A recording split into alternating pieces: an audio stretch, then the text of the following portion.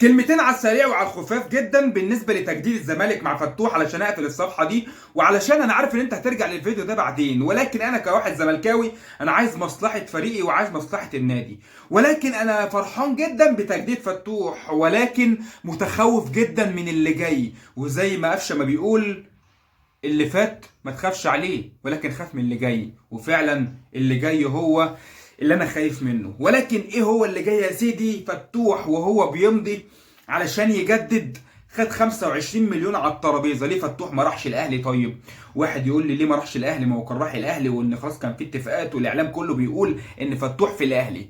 هقول لك يا سيدي، لان الاهلي قال لفتوح هديك رقم كذا، وهو ده اللي عندي. عاوز تيجي تعالى، انت جاي الاهلي تاخد بطولات وهتاخد فلوس واعلانات وكل ده هيتعوضه لك مع الجمهور وكل الكلام ده كله.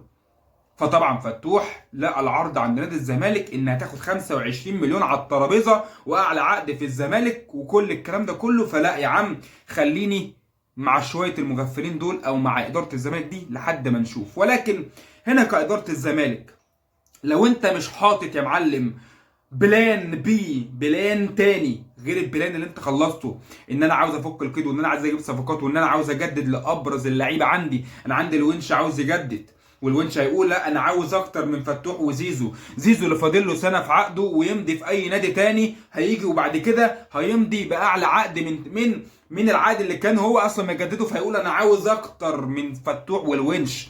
فانت دخلت نفسك في حسبه قويه جدا، غير النجوم والصفقات القويه اللي انت عاوز تجيبها، وغير ان انت الفتره دي ما عندكش اعلانات، لسه بتجيب اعلانات علشان تقدر تجيب تعمل تسويق للفريق، تعمل تسويق للنادي، وتقدر انك تدخل مدخرات وفلوس للنادي.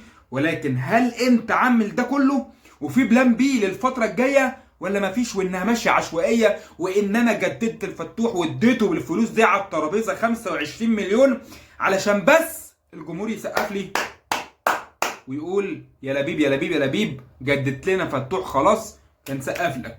لا انا يا سيدي مش هسقف لك. انا ماشي جددنا الفتوح، ولكن امتى سقف لك؟ لما الاقيك بتفك القيد، لما الاقي في التزام ما بين اللاعبين والاقي في استقرار قوي، لما الاقي ان في صفقات جت، لما الاقي تجديد زيزو والونش عادي جدا ومفيش اي مشكله وما يحصلش فيه خلل داخل اوضه اللبس، ساعتها هسقف لك وبالبونت العريض. ولكن بقى لو الكلام اللي انا قلته في بدايه الفيديو، ساعتها تبقى كارثه كبيره داخل نادي الزمالك. فاتمنى اصلاح نادي الزمالك، اتمنى الهدوء يعم على الكره المصريه والزمالك والاهلي والدنيا تبقى كويسه. خلصت من مرتضى منصور والمشاكل وقله الادب اللي كانت بتحصل على طول وكل يوم في مشاكل. ولكن دلوقتي اداره محترمه، ناس ما بتطلعش تتكلم زي ما كان بيحصل قبل كده. اشتغلوا بقى لصالح نادي الزمالك، ويا ريت ما يبقاش فيه كارثه حقيقيه في الفتره اللي جايه. لسه في فك كتير ما نعرفش ايه اللي هيحصل فيه، صفقات الجمهور عاوزها، تجديدات زيزو والونش ولسه بدري. كفايه عظمه لحد كده، واستنوا حلقه او حلقات جايه كتير. ما تنساش اللايك، اول مره تشوفني انزل اشترك في القناه وتابعني وفعل الجرس دايما عشان يوصلك كل جديد. كفايه عظمه لحد كده.